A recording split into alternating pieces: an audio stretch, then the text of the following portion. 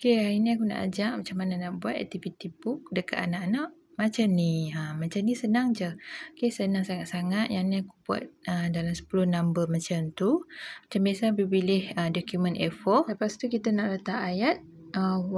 Okey, so yang untuk 1 ni aku tukar font dia ke Lilita 1.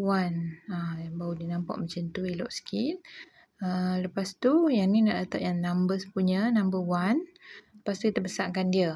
Sebab nanti kan nak letak yang bulat-bulat circle dalam tu kan.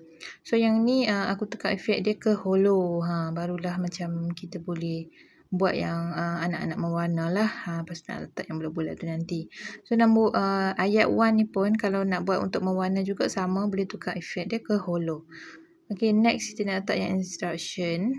Yang ni aku letak the circle of the numbers with any colours you like. Okay, so yang untuk instruction ni ikut hampa lah, ikut kreativiti masing-masing, ikut nak buat ayat macam mana pun tak kisah. Okay, lepas tu yang ni kita kecilkan sikit. Lepas tu disebabkan Lilita 1 ni dia namanya jenis font dia jenis bold. So aku nak tukarkan dia ke Canvas Sans. Dia tak bold sangat kan. Then next kita letak circle dalam tu. Circle ni kita uncolour, tak payah ada colour. Lepas tu kita letak line. Okay. So duplikatekan lah. Duplikatekan. Yang circle ni boleh je nak buat besar kan, nak buat kecil ke. Yang aku tunjuk ni aku buat yang besar lah. Okay.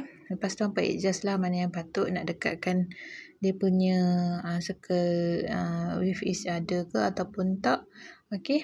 Kalau macam dekatkan bolehlah letak banyak sikit macam tu. Okay, dah siap untuk nombor 1. Lepas tu hampa bolehlah duplicate untuk nombor-nombor yang lain. Okay, ini saja tip Canva untuk hari ni. Semoga bermanfaat.